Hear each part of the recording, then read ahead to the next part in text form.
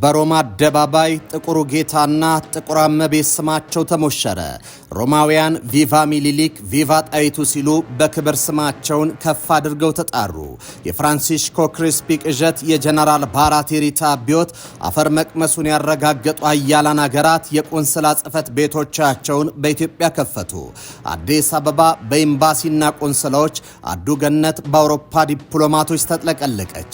ፈረንሳይ፣ ጀርመን፣ ጣሊያን፣ ብሪታንያና አሜሪካ በአዲስ አበባ ላይ ኤምባሲያቸውን ከፍተው ትከሻዋ ከአውሮፓ ትከሻ ጋር ከተስተካከለ ሀገር ጋር የዲፕሎማሲያዊ ግንኙነት ማበቡን ይፋ አደረጉ። ሙሉ በኩሌ ውጤትን ይዞ የመጣው ድል ኢትዮጵያ ራስ ላይ የወርቅ አክሊል አኖረ።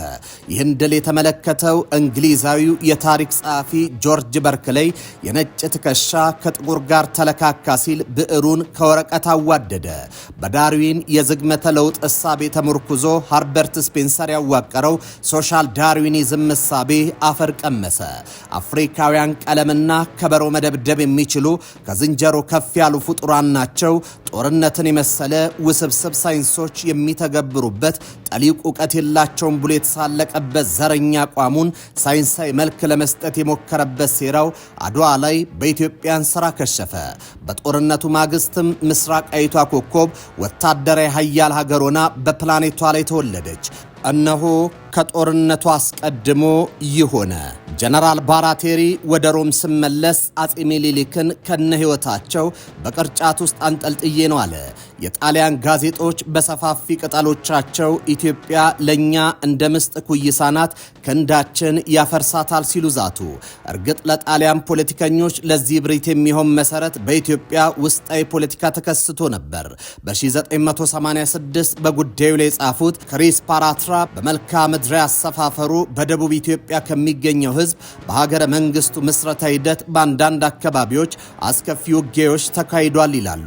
የአድዋ ጦርነት ንጉሱ የክተት አዋጅ ሲያውጁ በእነዚህ አካባቢዎች ቁርሾ አልተፋቀም፣ ደም አልደረቀም፣ ድንኳን አልተነቀለም።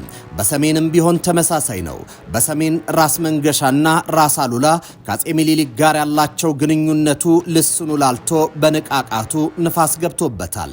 እንደ ምክንያታዊ ሰው ግንዛቤ ይህ ከሰሜን እስከ ደቡብ ቁርሾና መከፋፈል ባለበት ወቅት ጦርነትን ማወጅ ለጣሊያኖች ከትክክለኛ የፖለቲካ ግምገማ የሚመነጭ ውሳኔ ነው።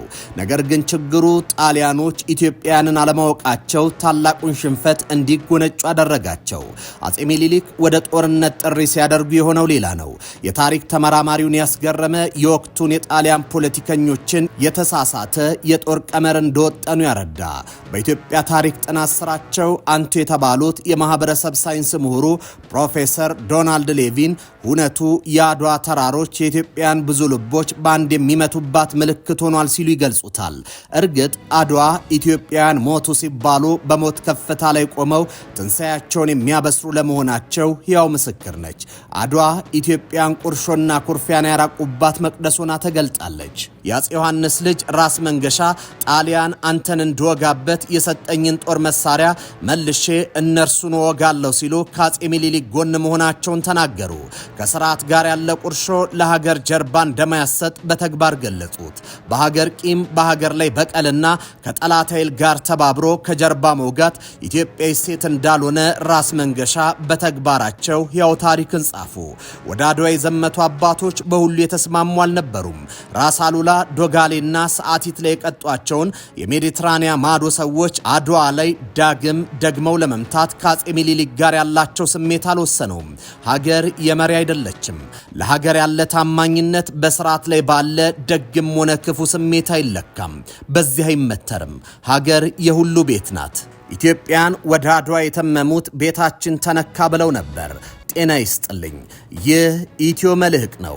ኢትዮጵያን ከብረት መንጋጋ ውስጥ ድልን እንዴት ነጠቁ፣ በአድዋ እልፍ ልቦች በአንድ የመቱበት ሚስጥር ምንድን የሚለውን እየተመለከትን አብረናችሁን ቆያለን። አብራችሁን ቆዩ።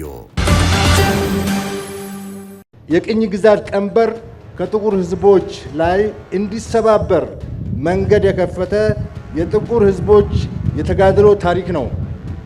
ጥቁር ሕዝቦች ታሪክ መስራት የማይችሉ ናቸው የሚለውን አስተሳሰብ የሰበረ ኃያል ቀን ነው።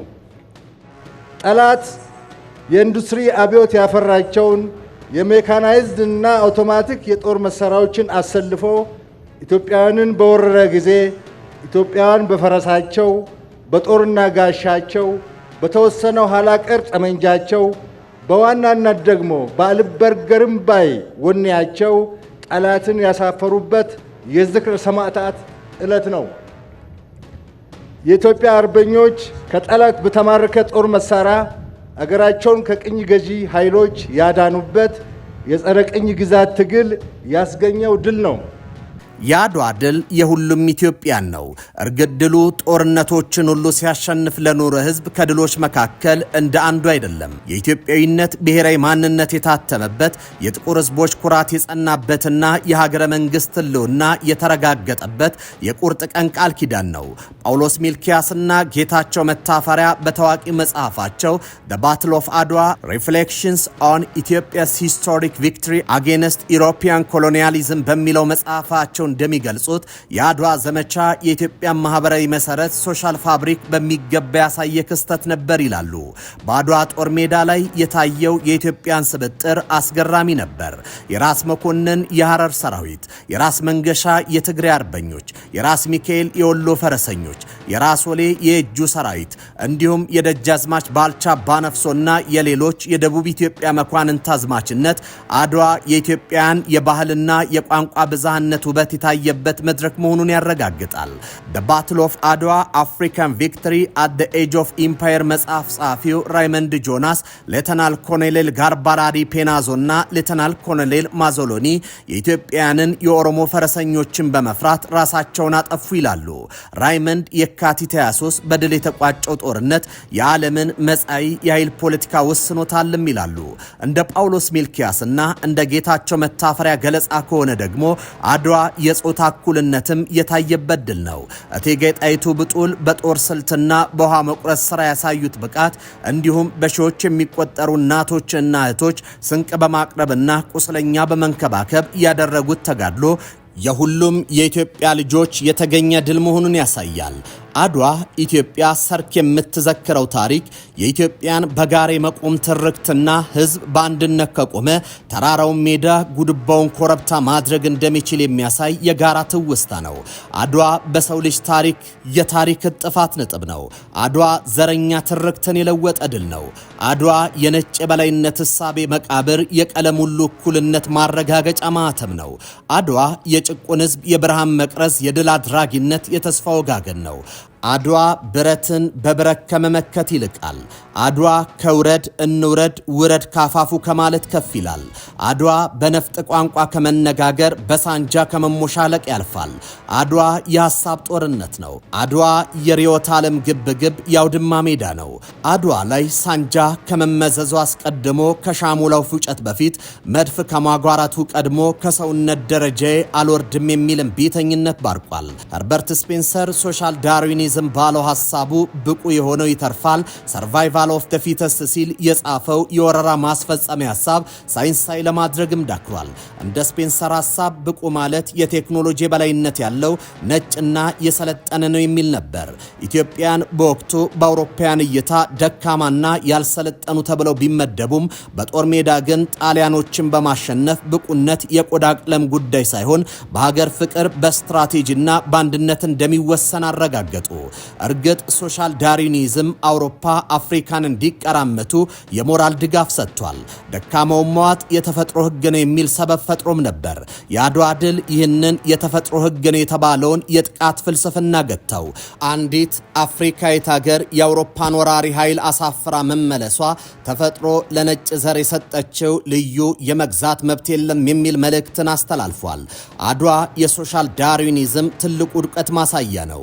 ንድፈ ሐሳቡ ደካሞች ይጠፋሉ ሲል፣ አድዋ ግን የተናቁት ይነሳሉ የሚል የጦር አውድማ ላይ የተገለጠ የተግባር ትምህርት ሆኗል። ኢትዮጵያውያን በውስጣዊ ጉዳዮቻችን ምንም እንኳን የተለያዩ ልዩነቶች ቢኖሩንም በሀገር ሉዓላዊነትና በብሔራዊ ክብር ሳንለያይ በጋራ ልንቆም እንደሚገባ ነው። የአድዋ ጀግኖች ልዩነቶቻቸውን እንዲሁም ቅሬታዎቻቸውን ወደ ጎን ትተው በአንድነት ሆነው በደምና በአጥንታቸው ኢትዮጵያን የማትደፈር የማትደፈር ሀገር አድርገው አጽንተው አቁመዋታል። በዚህም ክብር አስረክበውናል። ዛሬም እኛ የዚህ ዘመን ትውልድ በተለይም ወጣቱ ይህንን የጀግንነት መንፈስ ተላብሶ ልዩነቱን በሰለጠነ መንገድ በውይይት እየፈታ ለብሔራዊ ጥቅምና ለሀገር ክብር በጋራ ዘብ የመቆም ታሪካዊ ኃላፊነት እንዳለበት በማስተዋል ይገባል። አድዋ ትናንት፣ አድዋ ዛሬ፣ አድዋ ነገ ነው። አድዋ በጥቁር ዓለም ሰማይ ሰርክ የምታበራ መዓልት ናት።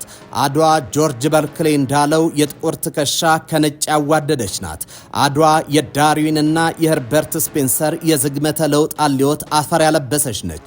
አድዋ የጭቁን ሕዝቦች ቀንዲል፣ የአፍሪካውያን ኩራት፣ የፈላስፎች የአዲስ እሳቤ ግኝት፣ የምርምር ውጤት ማሳያ ማዕከል ነች። እናም በአድዋ የወደቁ ኢትዮጵያን ጀግኖች ለኢትዮጵያን አፍሪካውያን እና ለመላው ጥቁር ሕዝቦች በሁለት እግር የመቆም ምክንያት ናቸው። የአድዋ ድል ለሀገር ግንባታ ኔሽን ቢልዲንግ መሰረት ነው። ክስተቱ ከጦር ሜዳ ውሎና ከወታደራዊ ብልጫ የዘለለ ነው። አድዋ ዘመናዊቷን ኢትዮጵያ ጠንካራ ማዕከላዊ መንግስት ያላትና የጋራ ስነ ልቦና የተጋባባት ሀገር እንድትሆን ያደረገ የማዕዘን ድንጋይ ነው። የታሪክ ምሁራን የጋራ ስነ ልቦናና የብሔራዊ ትርክት ምስረታ ሀገር አካላዊ ድንበርን በማስመር ብቻ አትገነባም ይላሉ። የሀገር ግንባታ ዋነኛ መሰረት የጋራ ስነ ልቦና ኮሌክቲቭ ሳይኮሎጂ እና የጋራ ትርክትን ሼርድ ናሬቲቭን መፍጠር ነው ሲሉ ይናገራሉ። ፕሮፌሰር ባህሩ ዘውዴ የኢትዮጵያ ታሪክ ከ1847 እስከ 1983 በተሰኘው መጽሐፋቸው ላይ የአድዋ ጦርነት በተለያዩ የሀገሪቱ ክፍሎች የነበሩ መሳፍንትን፣ ገበሬዎችንና ብሔር ብሔረሰቦችን በአንድ ዓላማ ስር ያሰለፈ መሆኑን ያስቀምጣሉ። እንደ ፕሮፌሰር ባህሩ ዘመነ መሳፍንት ኢትዮጵያን በመከፋፈልና የአካባቢው ኃይሎችን እርስ በርስ በማናከስ የሀገርነት ቅርጿን አደጋ ላይ ጥሎት ነበር። አድዋ ግን ሁሉም ኢትዮጵያ የተሳተፈበትና ኢትዮጵያዊ ደም አብሮ የፈሰሰበት የጋራ መድረክ ሆኗል። ይህም በሀገር ግንባታ ሂደት ውስጥ ብሔሮች፣ ሃይማኖቶች፣ ጾታና የማህበረሰብ መደቦች የተሳተፉበት መሆኑ ድሉን የጋራ ሲያደርገው፣ ለቀጣዩ ትውልድ ደግሞ የማይናወጥ የጋራ ኩራት መሰረት የጣለ ክስተት ነው። ድሉ ከሀገራዊ አንድነት ባሻገር ዓለም አቀፋዊ ትሩፋቱ ግዙፍ ያደርገዋል። አድዋ የኢትዮጵያን ዳር ድንበር ያጸናና ዓለም አቀፋዊ ሉዓላዊነትን ያረጋገጠ ድል ነው። ከአድዋ በፊት ኢትዮጵያ በዓለም አቀፉ ማህበረሰብ በተለይም በአውሮፓውያን ዘንድ እንደ አንድ ሉዓላዊ ሀገር የምትታይበት እድል ጠባብ ነበረ። የአፍሪካ መከፋፈል በተጠናከረበት በዚያ ዘመን ኢትዮጵያ ድንበሯን አስከብራ የሀገር ግንባታ ፕሮጀክቷን ለማስቀጠል የነበራት ብቸኛ አማራጭ አድዋ ነበር። ደራሲና የታሪክ ተመራማሪው ተክለ ጻድቅ መኩሪያ አጼ ሚኒሊክና የኢትዮጵያ አንድነት በተሰኘ መጽሐፋቸው ላይ አጼ ሚኒሊክ የሀገር ውስጥ የአንድነትን ከማጠናከር ባለፈ የአድዋ ድል ተጠቅመው የኢትዮጵያን ዘመናዊ ድንበር ስምምነቶች ከአጎራባች የቀኝ ግዢ ኃይሎች ጋር እንዴት እንዳጸኑ ይዘረዝራሉ። የአድዋ ድል ኢትዮጵያን በነጻነት የውስጥ የሀገር ግንባታ ስራዋን እንድትሰራ የጊዜና የቦታ ነጻነት ሰጥቷታል። የውጭ ጣልቃ ገብነት ቢኖር ኖሮ ኢትዮጵያ የራሷን የፖለቲካ የባህልና የኢኮኖሚ ተቋማት በራሷ ፍጥነት መገንባት አትችልም ነበር። የአድዋ ድል ከጣሊያን ጋር በተደረገው የአዲስ አበባ ውል የኢትዮጵያ ሙሉ ሉዓላዊነት በማረጋገጡ ዘመናዊቷ ኢትዮጵያ በመንግስትነት እንድትቆም ህጋዊ መሰረት ጥሏል። ከዚህ ባሻገር ድሉ ኢትዮጵያዊነትን እንደ አንድ የነጻነት ጽንሰ ሐሳብ እንድትታይ ያደርጓታል። ይህም የአድዋ ፋይዳ ከኢትዮጵያ ሀገር ግንባታ አልፎ የመላው ጥቁር ህዝብ ርዕዮተ ዓለም እስከ መሆን የደረሰ ነው።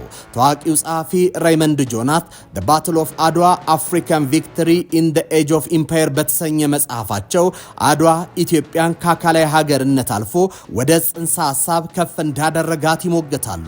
አንድ ሀገር ጠንካራ መሰረት እንዲኖራት ዜጎቿ ሀገራቸውን በታላቅነት መሳል መቻል አለባቸው። አድዋ ኢትዮጵያን በነጭ የበላይነት ትርክት ላይ ያገኙት ታሪካዊና ስነ ልቦናዊ ድል በመሆን እኛ ለማንም የማይበገር ጠንካራ ህዝብ ነን የሚለውን አገራዊ አስተሳሰብ ኮትኩቷል። ይህ ደግሞ በየትኛውም የሀገር ግንባታ ሂደት ውስጥ በቀላሉ የማይገኝ የስነ ልቦና ካፒታል ሆኗል። የአድዋ ድል የኢትዮጵያን ሀገር ግንባታ የመሰረት ድንጋይ ነው። የተበታተነ የፖለቲካ ኃይልን በአንድ ማዕከል የሰበሰበ፣ ዘመናዊ ድንበሮችን በዓለም አቀፍ ህግ ያስከበረ፣ ዛሬም ድረስ በልዩነቶች መካከል ያስተሳሰረ፣ የኢትዮጵያዊነት ክርን የፈተለ ታላቅ ክስተት ነው። አገርን ከጥቃት መከላከል የኩራት ሁሉ ምንጭ ነው። አገርን ለማስከበር በአንድነት መቆምና በሉዓላዊነት ላይ የተሰነዘረ ጥቃትን መመከት አርበኝነት ነው። እኛ የአባቶቻችን ልጆች ነን። አባቶቻችን ታጥቀው በአርበኝነት ከጠላት ከተዋደቁት በተጨማሪ ያልታጠቁና በእጃቸው መጽሐፍ ቅዱስ ይዘው ጠላትን እምቢ በማለት ግንባራቸው ለጥይት የሰጡ እንደነ አቡነ ጴጥሮስ ያሉ አርበኛ የሃይማኖት አባት ልጆች ነን። ታዝሎ የሚመጣ የውጭ ጠላትና አዝሎ የሚመጣውን የኛን ባንዳ በእኩል ደረጃ እንዋጋለን። አድዋ ትናንት ብቻ አይደለም። አድዋ ዛሬ፣ አድዋ ነገም ነው። የአድዋ መንፈስ በአፍሪካ ግዙፉን ግድብ እውን አድርጓል። አድዋ ነገ ቀይ ባህርን እውን ያደርጋል። የአድዋ ድል ለኢትዮጵያን ተራ ወታደራዊ ድል ሳይሆን በውጭ ኃይሎች አትችሉም ተብሎ የተገነባውን የሥነ ልቦና ግንብ ያፈረሰ የብሔራዊ ተክለ ሰውነት ግንባታ ማሳያ ነው። ይህ የአድዋ መንፈስ ዛሬም ድረስ በታላቅ ወዳሴ ግድብና በቀይ ባህር ላይ የኢትዮጵያን የመጠቀም መብት ለማስከበር ለምታደርገው ጥረት እንደ አንድ ትልቅ የሞራልና የስትራቴጂ መሰረትነት አገልግሏል፣ እያገለገለም ነው። የህዳሴው ግድብ ዳግማዊ አድዋ ነው። የህዳሴው ግድብ የኢኮኖሚ ጥገኝነትንና ያትችሉም ትርክትን የሰበረ ታላቅ ድል ነው። አድዋ ኢትዮጵያውያን በራስ ስንቅና ትጥቅ እንዳሸነፉት ሁሉ የህዳሴ ግድብም በውጭ አበዳሪዎች ጫና ሳይንበረከክ በኢትዮጵያ ሙሉ ወጪ መገንባቱ የአድዋን መንፈስ ቀጣይነት ማሳያ ነው። ይህ እንችላለን የሚለው መንፈስ በዓለም አቀፉ መድረክ ደሃገር እንዲህ ያለ ግዙፍ ፕሮጀክት መገንባት አትችልም የሚለውን የተዛባ አመለካከት ቀይሮታል። ኢትዮጵያ በቀይ ባህር ቀጠና ላይ የትናንት ጥፋትን ለማረም ግስጋሴ ላይ ናት። ይህ የትናንት ጥፋትን የማረም ተጋድሎ እንደ አድዋ አይነት እርሾ ለሌለው ሀገር የሚታሰብ አይደለም።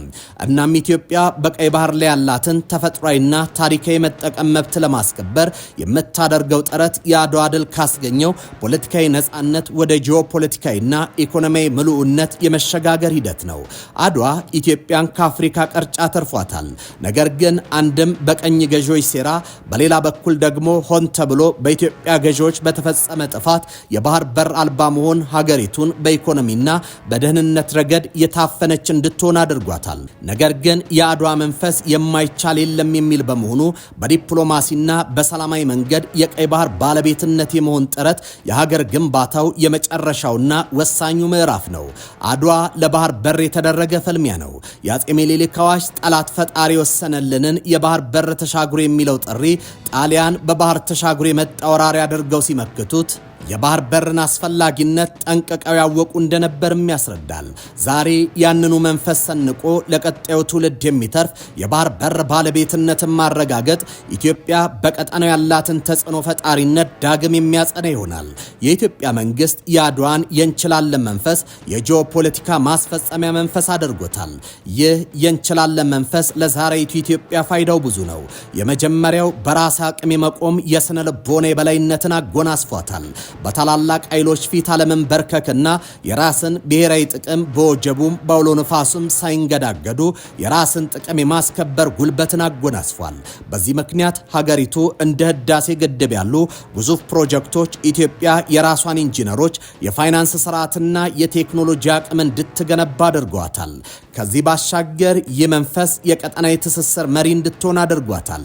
የባህር በር ጥያቄውም ሆነ የግድቡ መጠናቀቅ ኢትዮጵያ በምስራቅ አፍሪካ የኢኮኖሚ ማዕከል በማድረግ ሌሎች አፍሪካውያን በአድዋ መንፈስ መቻል እንዲችሉ ማሳያ ሆኗል። የአድዋ ድል የታሪክ ማስታወሻ ብቻ አይደለም፣ የዛሬው የህዳሴ ግድብ ግርማና የነገው ቀይ ባህር ባለቤትነት ጥሪት ነው። ይህ የእንችላለን መንፈስ ከትውልድ ወደ ትውልድ እየተሸጋገረ ኢትዮጵያን ከድህነትና ከውጭ ጥገኝነት አላቆ ዳግም በአፍሪካ ቀንድና በዓለም መድረክ ላይ ክብሯን ከፍ አድርጋ እንድትቆም የሚያደርግ ታላቅ መልህቅ ነው። የተከበራችሁ የኢትዮ መልሕቅ ቤተሰቦች የዛሬው መልሕቃችን በዚህ ተጠናቋል። በቀጣይ በሌላ ፕሮግራም እስከምንገናኝ በያላችሁበት ሰናይ ጊዜ ይሁንላችሁ።